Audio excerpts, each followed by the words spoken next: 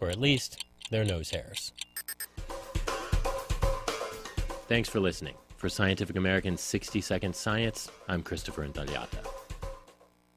You're listening to an encore presentation of this program, KCAA, the Inland Talk Express. A court judge presiding over more than 9,000 cases, he has witnessed firsthand how complicated and corrupt the legal system can be. His goal is to show how things really work in the legal system so that people can navigate the legal system in the best way for them. Many people often feel marginalized by the legal system and are uninformed about how to proceed when unfortunate circumstances arise in their life.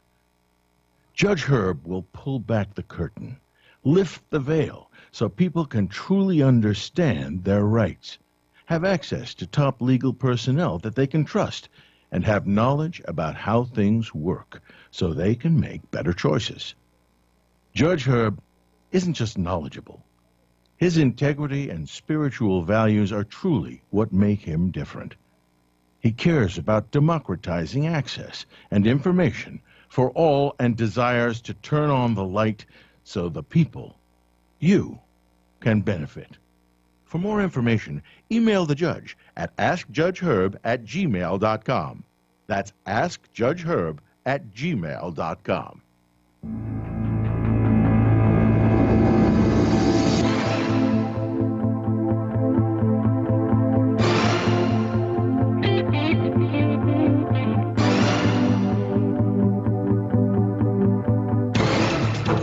Okay, we're back. This is Herb Dodell, Judge Herb Dodell. The show is called For the People because it is for the people. Yes. So where were we, Gary? Talking about the legalization of marijuana and the laws. And what I don't get is this, okay?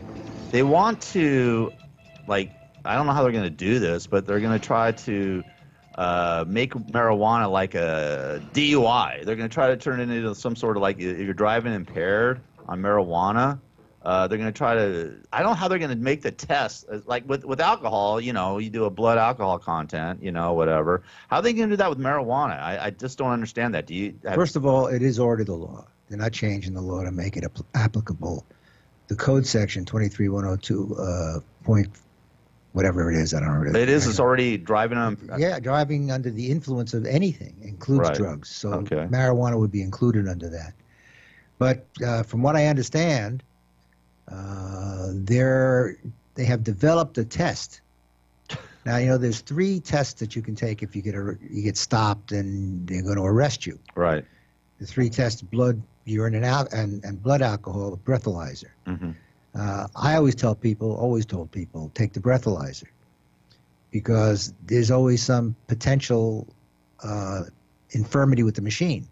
They have to test it a certain number of times. You never know what happened down at the station house. Maybe it hasn't been tested for 3 months, whatever it may be. You got a shot at that. Let me ask you a question. Let's say you get stopped for a DUI, okay, and you know you don't pass the test and all that. If Which test? Well, I mean, you know, the field sobriety test. So, you know, sometimes the cops will make you blow into something at that point. You can deny that, right? No, that's that one you got to do. Even at where you're stopped? When you're at the scene, you got to take the test at the scene. No, I mean the field sobriety test you have to take. But when I'm talking about, they say, well, we want you to blow into the breathalyzer, and you're like, no, I don't want to do that. I'd rather take the urine or blood test, right? Well, that's different. If you tell them you want to take the blood or urine, they're going to bring you down. Right. They're going to take you to a health facility. Yeah. To administer the test, to take the blood. But if you're on the cusp, it might be like, say you're like at a 0.08 or something like that, or 0.09. I mean, maybe that time frame can knock it down by the time they get you in there and take the test. Well, there's what's called a 3-hour rule. There are rules that talk about the amount of time that has to be. Oh, really? Done. Oh, yeah. Okay, I didn't know that. In fact, that's one of the literally few ways to beat the DMV. Okay, which is what? The test wasn't done within 3 hours of the time that you were seen driving. It's not when they stop you. If you're sleeping by the side of the road because you're tired or whatever reason, and they don't know when you were driving last, they can't prove you were driving under the influence. Okay, that's interesting. Look, I'm not a big fan of a lot of the DUI lawyers because I think I've said it, I think in one of the shows, because a lot of it is routine. Yeah. And you blow a 1.2, I don't care if you're Clarence Darrow. Yeah, you're nailed. You know, you're done. Yeah, you're done. So unless you have exigent circumstances or you can win the driving part, and I'll tell you how you can win the driving part. If you win the driving part, that's a different story altogether. But if you were just blowing a 1.2 and you were weaving all over the road and you got the cop is there and still saw the whole driving, the lawyer is going to be useless. Not much value. Yeah, I'm talking about like a .08, .09. Well, if you've had a couple, let's say you had 3 or 4 beers, all right, and you know you're not really that loaded. You know what I mean? Well, it goes back. I don't know if you know this, but medically, what happens if you drink it right then and there, and you take the test right then and there, not going to show the real result because it's like an upward curve. Mm-hmm. So maybe a half hour, 45 minutes, depending on your rate of metabolism, you hit a peak. Right. So when you're talking about when were you driving, were you at a peak? Did you have the drink 3 minutes earlier where it wouldn't have had any possible effect and you were just tired or whatever it may be? Or was 4 hours later? You get into all of that. Now, the breathalyzer, we call it the breathalyzer, there are requirements. They have to be calibrated and a variety of other things. And I learned this early on, actually probably when I was a DA. If you're chewing gum, it's going to screw up the machine. Really? Yeah. The cops are not letting you throw any gum in your mouth, or even a mint, a breath mint. Yeah. See, there you go. Breath And I didn't have anything. The bottom line is really that the breathalyzer is your best shot. Okay. All right. It really is. So they've developed this new test for whether or not you've got marijuana in your system. So hold on. I mean, how do they know? They got a new test to see how much marijuana you got in there? Like if you smoked a joint or a couple hits or But the problem with it, that doesn't make any sense. No, the problem with it, as I understand it, I am not a mechanical person. Right. But from what I understand, because I raised this question a while ago, just intellectually, what are they going to do about that? How do they know if they measure something in your system, you get into the same metabolistic issues?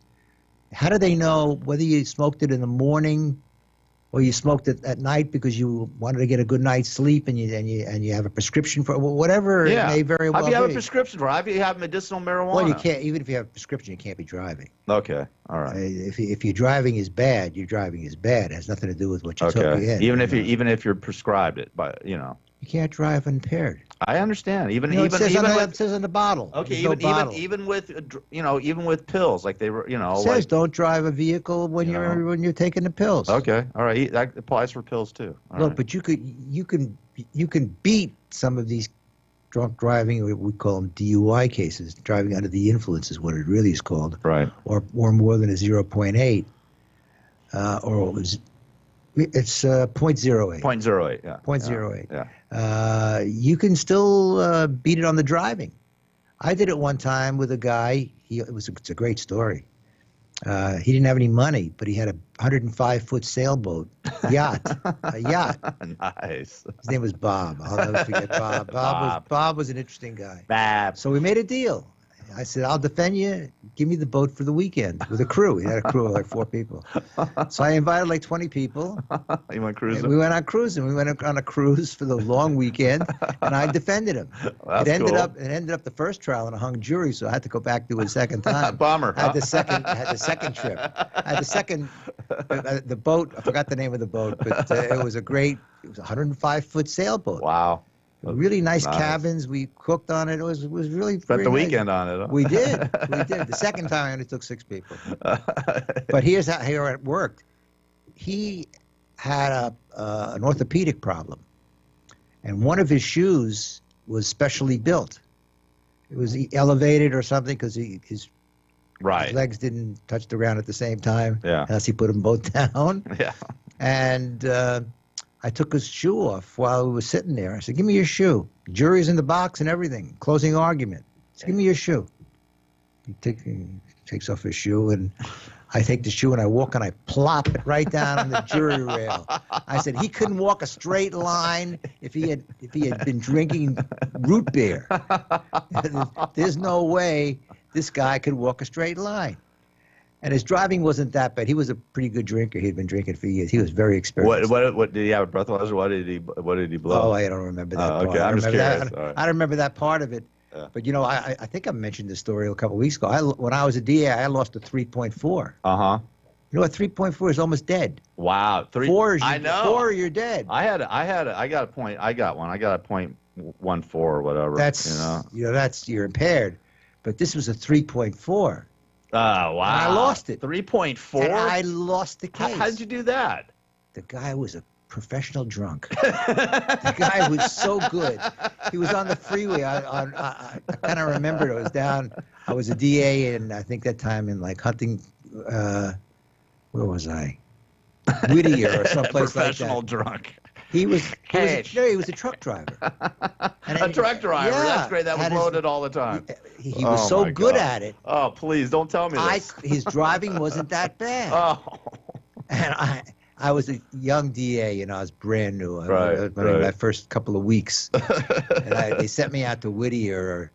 That was the first. We were assigned usually to either Huntington Beach or Whittier, one of those outlying districts. And this was on the freeway. The freeway was almost brand new at the time. Yeah. And this was a guy got busted. And he blew a 3.4, and I lost. That's crazy. That's unheard believe of. I couldn't believe it. That's what was it? Was it a jury trial? Yeah, it was. Oh man, the jury found him not guilty. Yeah, but under what? How did they find him not guilty at a .34? I mean, his driving wasn't so bad. Oh, geez, come on, Judge. They argued that the breathalyzer was wrong. And I don't remember. He had a lawyer. You know, the lawyer came in. He did a pretty good job. Obviously, did a good job. He did a great job. What are you talking about? I'm gonna hire that dude. But I'll tell you, as a practical matter, juries don't like to convict people of driving under the influence, because most of them are doing it. Yeah, they're mostly doing it, or have done it. So it's not as easy to get a DUI conviction as you would think. Mm-hmm. And I'm pretty sure I told the story about the gal who got busted. Her driving wasn't so bad either. It was out on the marina, as a matter of fact. And she and her 2 girlfriends had gone out to dinner in the marina, someplace real close by. And they were celebrating her last day on the job. Girls went out. Yeah, they went out. For a drink. Yeah, cool. So she gets busted, and she, I think she refused to take the test, if my memory serves me right. So all I had was the driving. It wasn't that bad. So I brought in the 2 ladies, and I got the receipt from the restaurant that they had gone to, and they had been there for about an hour or something, and the whole bill was on a credit card. Yeah.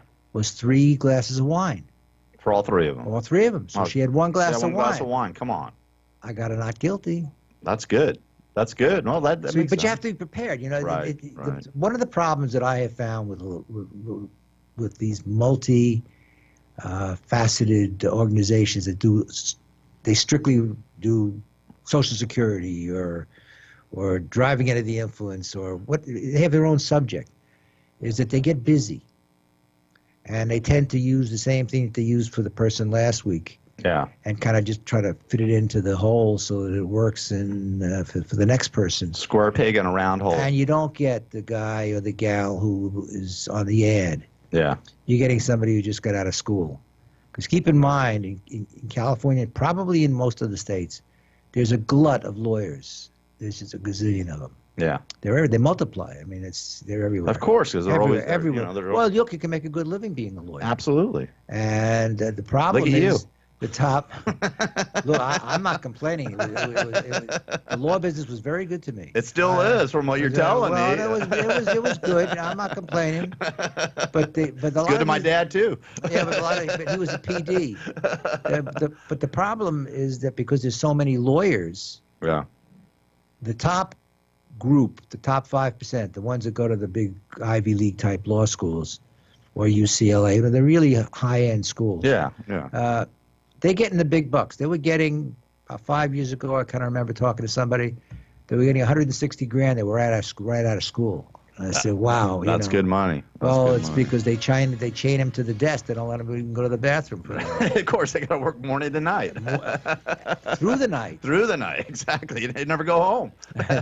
Well, they don't. But the bottom line is there's a lot of people that are left out there that have to go and find the business somewhere. That's where you see the ads and the billboards and all of that.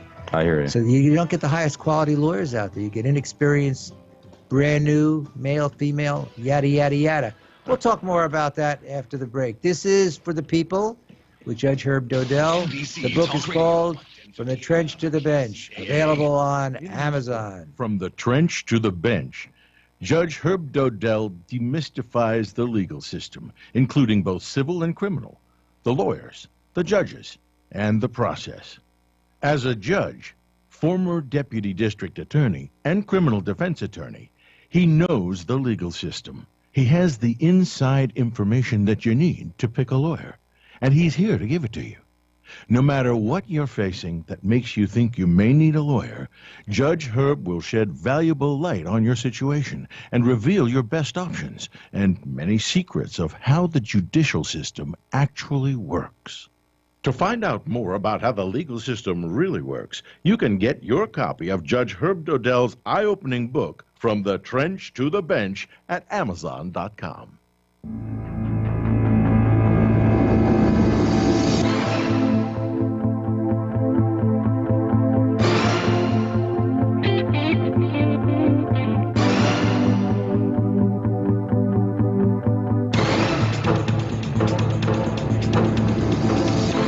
Welcome back. We're here for the People.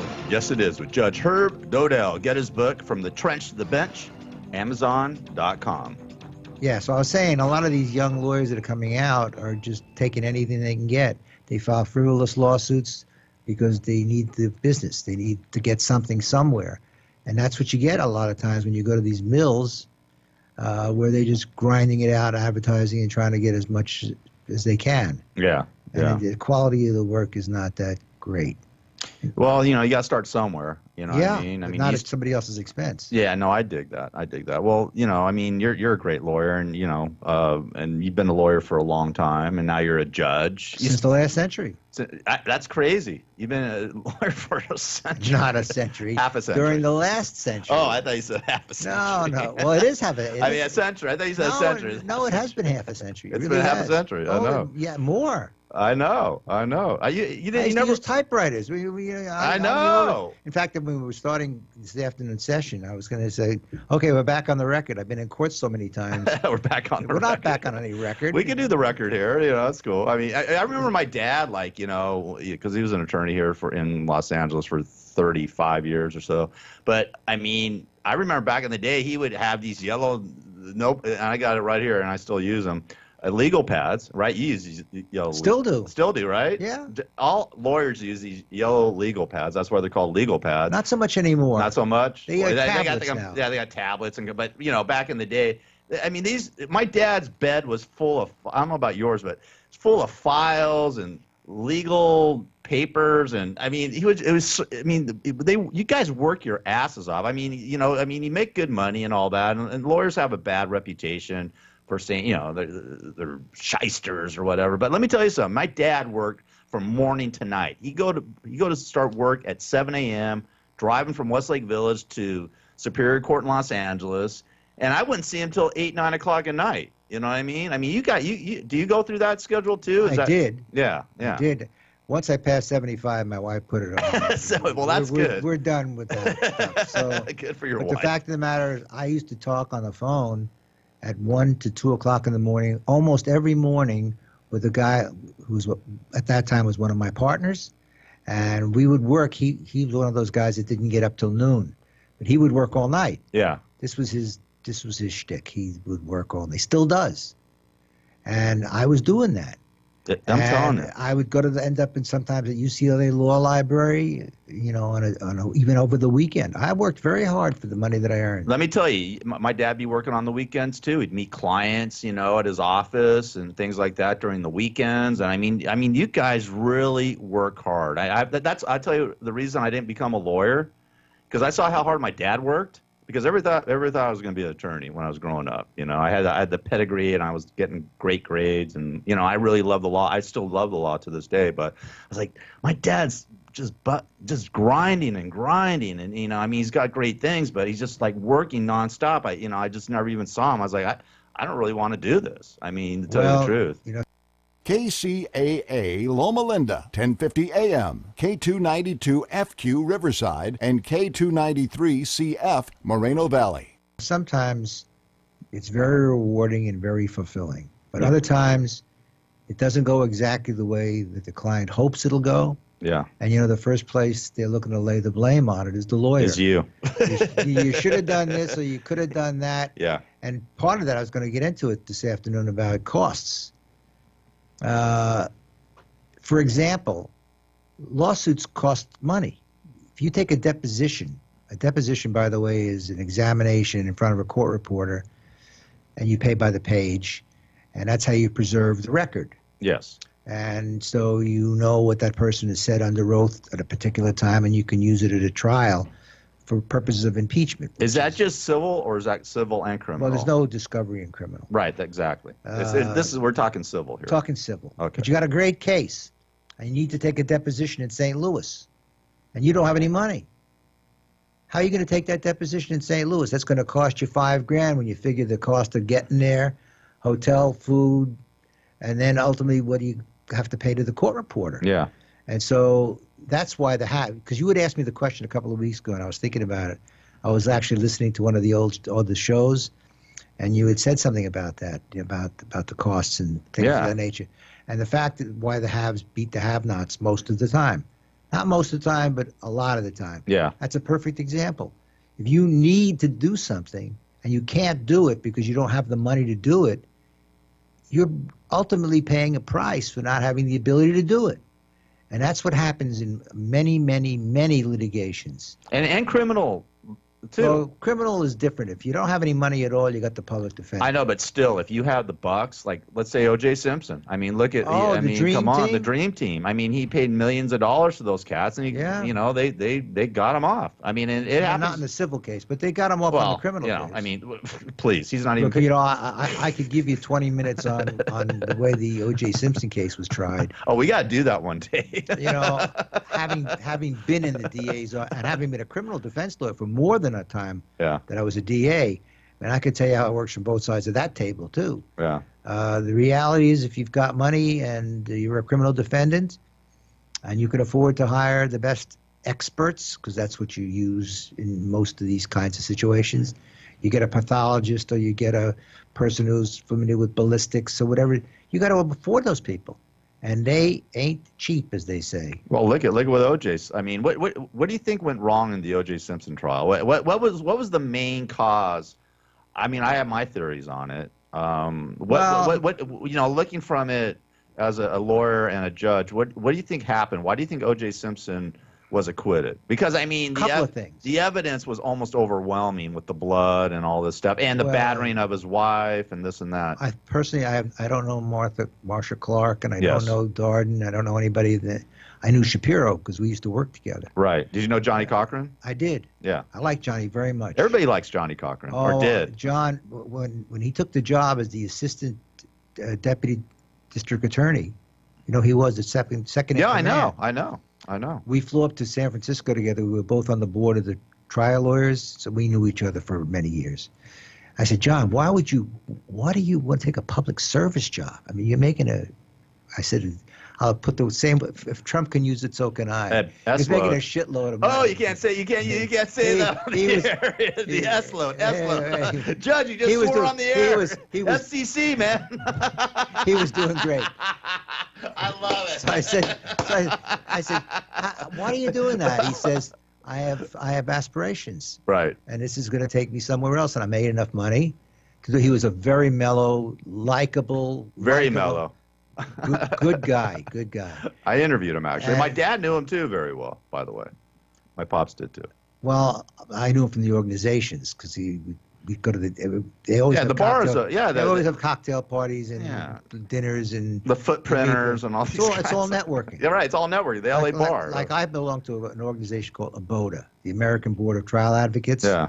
It's an invitation-only kind of place. Right. You get invited by your peers, and they vote on you. And it's not like you had to run into my pops, man. You had probably. To run. I think I knew your father. Yeah, I'm sure you did. The bottom line is when you go to those things. Yes.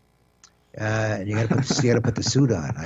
Of course, you gotta look cool, man. Gotta get dressed to do this. Of course, you gotta. And they have judges' night where everybody meets the judges. Yeah. Everybody's there pandering. Schmoozing. So it's all a big networking thing. Yeah, yeah. So I knew Johnny from one of those, and we were on the board at the same time, and we went to meetings together. He's just a lovely, lovely man. My opinion of what happened with Simpson was it was tried in the wrong place. That case should have been tried in Santa Monica. Right. There was a lot of political pressure to try that case downtown. Yes. And they assigned these two people who, in my opinion, I would say humble, but I'm not humble. And in my opinion, it was mistried. They put on a witness that was basically not credible. You talking about Mark Furman? I am. Yes. And they also they also tried to do something. You can do shtick and theatrics, and sometimes it works really well. Because I told a story about the glasses that I used in San Jose, the cracked glass, right, with a little hammer and all to establish what's called a thin-skulled plaintiff. When they work great.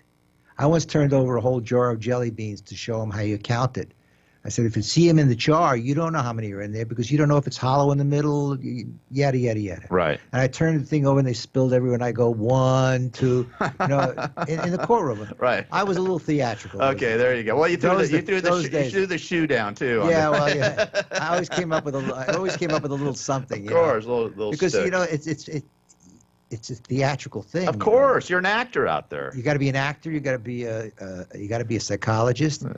And you got to be a salesman. Exactly. I mean, that's the way it works. Mm-hmm. So I think that trying that thing with the glove was so dramatic. So stupid.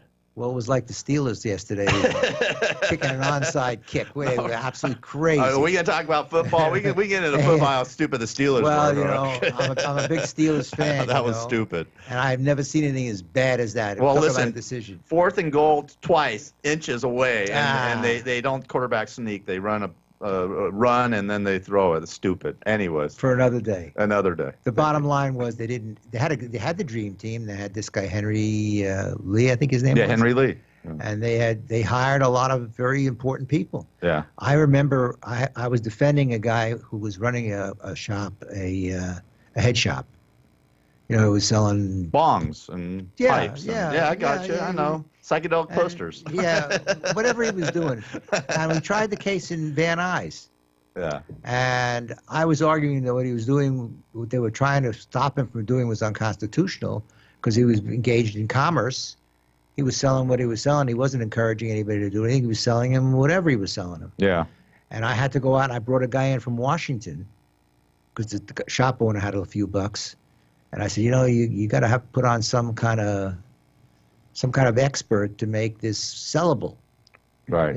So we went out and got some guy, probably, I don't remember how much it cost, but every time I would bring an expert in on insurance cases, insurance bad faith experts, you'd have to bring in a former adjuster, it's 10, 15, 20 grand. Forensic accountants.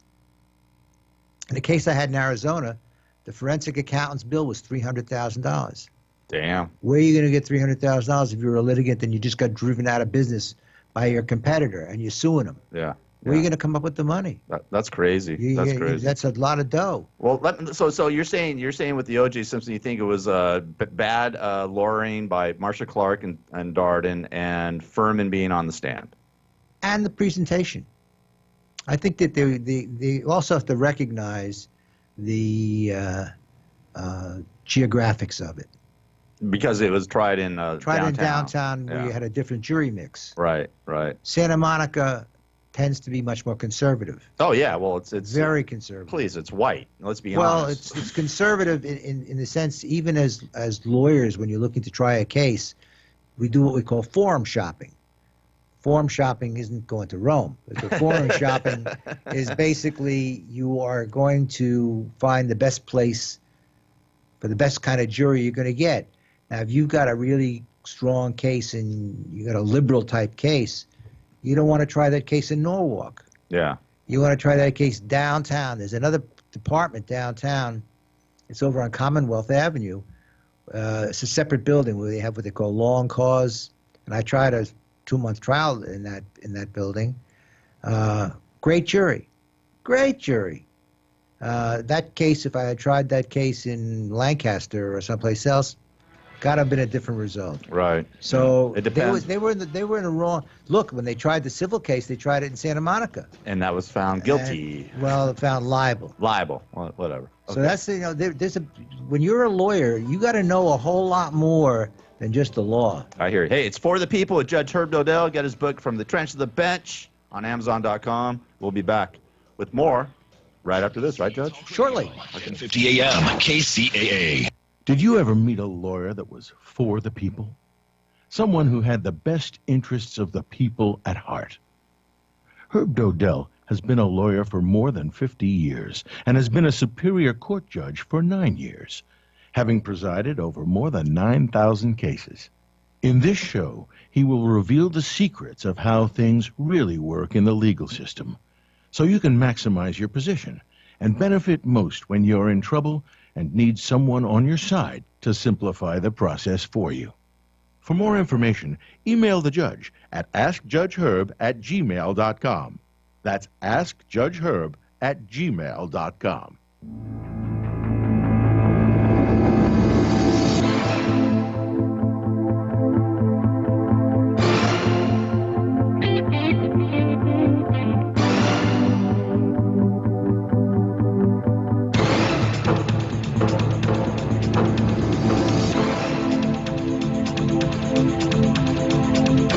Trial strategy.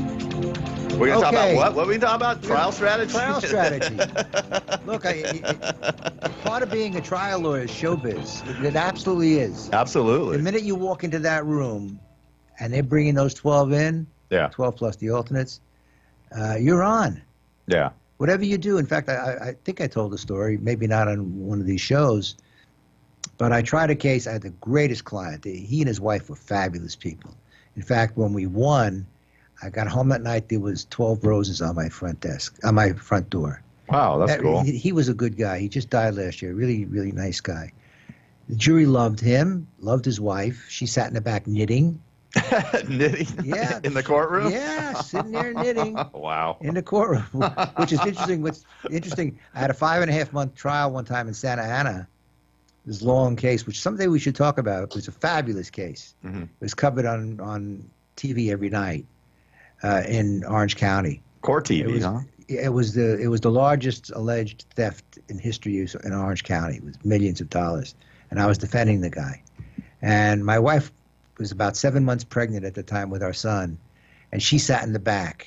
And everybody knew, they would see us go in. And she also was knitting. So it kind of reminds me of the story. That's cool. But you're on, and so the trial goes, and we win. That's one of those you say to yourself, how did you win that sucker, That was a very, very difficult, but they loved everybody. They loved my client. They loved the witnesses. Everybody. They didn't like the other side. So after the trial is over, I get a call from the foreman, woman. Her name was Desiree. I'll never forget her. What a lovely lady. She was a school administrator or whatever, and she says, I have a notebook that I took of all the things that were going on during the trial. Would you like to see it? I said, I'd love to. After the trial is over, there's no prohibition against talking to you. It's already done. You can't do it during the trial, but you can do it afterwards. So I said, I'd love to. Let me take you to lunch. So we meet for lunch, and she brings her trial notebook, which I still have, by the way. She gave it to me. And in it, I start to thumb through it, and there's one note that says, defense lawyer's got a great suit, but I wouldn't trust him. She's got another one. He's really a cute witness. I wonder if he's married. Really? These are her handwritten notes. Wow, that's and crazy. Then she says, I hope a wind comes along and blows the papers off the desk from the defense. They're so disorganized. So you see, the purpose of telling the story is you'd be surprised what hits a juror and what doesn't hit a juror. Yeah, you have no clue. And you don't. But when you're picking a jury, same thing. There are some telltale signs, for example, using a jury consultant. I personally don't believe in it. Mm-hmm. I tried it once. I didn't think it was very good. But But you Other lost. people swear. That one I did, but I had a very unpopular Yeah. client, and the other side was very popular. Yeah, and So- really that is one of the keys in court is being popular, being friendly, being open, being and likable. being likable. Yeah, I had another guy who was I'm no expert on the subject, but I think the guy was coked out most of the time. I really do believe, because he was. I can't Sniffing say- all the time. He was, and he would always come in. He would come in late, and he was sweating all the time, and they hated him, Right. and they paid him back for it. Yeah. You know, the reality was it was an arson fire, and he didn't do so well. Yeah. Well, the court hates anybody that's late. Oh, but he was all caught. But they caught him lying. Yeah, they go online too. I was taking my walk the other day, and I was thinking about that case. It's going back a long time. And clients don't always do themselves good by lying to you. Yeah. In fact, it's never a good idea. Why would you lie lie to your lawyer? Because they don't want you to make moral judgments to not like them. Oh, come or on. they think that if they don't tell you, it's not going to come out, whatever. So we tried this case. One of the issues was a financial statement. And on the financial statement, the word receipt was spelled R-E-C-I-E-P-T, spelled wrong. Right. And on another document, same thing, spelled wrong. My witness was an accountant. Oh, He was very professional, whatever. The question was whether or not the documents with the spelling of that word were fraudulent, were exaggerations and whatever they were. And I was, of course, saying it wasn't my client, it was the accountant or whatever. Yeah, you can't take responsibility like that. You have to argue it, you know. Yeah. There's no evidence that it was him. But it was in his personal records that he spelled it wrong also. Oh, God. And so the lawyer on the other side, his name was Randy, great lawyer from up north. We became friends after the trial. We had another case years later. Good guy. In his closing argument, which took me by total surprise, by the way, I was shocked. He says, "You know how we know it's his? He spells the word wrong." Wow. He did, and And you there didn't. it was. I didn't pick it You up. didn't pick up No, on it. I never picked it up. Oh, man. Not during the presentation of the case. Right. But he said he thought about it the night before. He was getting up in the middle of the night or something to go to the bathroom, and it hit him. You know what? That word is spelled wrong, and we know he wrote it. And that was the result of that case. So the whole thing about being a trial lawyer, and it's very important you pick a trial lawyer with some personality. Yeah. I mean, there's some very, very good trial lawyers who were like Columbo was, you know, on that old show. Yeah, Peter Falk. Peter yeah. Falk with the raincoat. Yeah, I love it. I once bought a raincoat for one guy like that. He's a very famous lawyer. We were friends. I was involved in his firm and everything else. And that was him. Yeah. Is him. Right. He's a terrific, famous lawyer. So one day we were going out someplace. I bought him a raincoat. I said, "This is you, man. And this is absolutely you." And so you want to get somebody with personality and a little charm and knows how to kind of work the room. I mentioned in one of the shows. But let me ask you, Judge, how do you know somebody like that? I mean, how would you know when you pick an attorney, how are you going to know that they have that kind of aura and presence? Because you really do have to have aura and presence as a lawyer in the courtroom. You sort of have to be a great lawyer, and I know my dad told me this, is that you sort of have to take over the room in a way. You do. You know? But it's not. But it's in a jury trial you do. Yeah. A bench trial may Not not so much. because there's a lot of elements that go into a bench trial that don't go into a jury trial. Well, the judge, I mean, you know. Yeah, and there's a lot less predictability. Yeah. Although if you're looking for an emotional thing, you want to go to a jury. You want to looking at technicalities, and you think you can win on a technicality, you want to judge. But you can tell who your lawyer is when you go in and you interview him or her. You sit and you talk. Do they tell you jokes? Are they friendly? Or they look like they're looking at their watch every 20 minutes? How they're going to charge you? I have a whole chapter in the book on how to pick a lawyer. You remember that part? I didn't check out that part. Sorry. But it's in there. Okay. All right. From the trench to the bench. Yeah. That's why it's practical. Yeah. In fact, when you're going to take a case that you have to some lawyer and you know you're going to spend a lot of money on the costs, that it's going to cost a lot of money, first question is to ask, not the first question, among the first questions is, look, if we have to spend $50,000 for a forensic accountant, are you prepared to advance it? Because if they're not, you might lose your case because you haven't got the witnesses to support it. But do you want to know, do they really believe in it? Yeah. And if they tell you, no, we don't do that, you have to go mortgage the house or whatever it is, find the way to the door. Right. Because that's the wrong person. There are some charming people, and are they going to be charming in front of the jury? Maybe. You got a pretty good chance they're going to be as charming as they are in the office with you. And some people do lots of dramatic things. I know one lawyer uses one of these things. He blows everything up on these machines, demonstrative aids. I believe in them, but PowerPoint. Everything with him is a PowerPoint. You mention a word, boop, is the PowerPoint. And sometimes it works. These graphic demonstrations do work sometimes. I mentioned the case that we won, and we got $935,000 in Orange County on the case. I blew up an exhibit. I didn't blow it up with dynamite or anything. But I went there and I made a big chart the size of the wall, Yeah. And we had to get a shipping company to bring it into the courtroom. It was so big. No, not really. But you put it on an easel. Those days we were using easels. Now they pretty much use they call it Elmo. Elmo. Yeah. Elmo, you put the document down and you shine it on and it goes up lights against up, the wall. right? Yeah, against the wall. Yeah. These days I used a blow up, and you stand in front of that blow up, and you underline and you stand there doing it. Right. You mark it while you're standing there. Yeah. Yeah. So you're emphasizing. You don't just stick the document up there and hope that they're going to find what you're looking for. No, you got to write it out. You stand up there with the magic marker and you underline it and you embolden it and you argue it. And I argued the hell out of that document. That document is what got me the $935,000. I'm convinced. Do you still have that document? No.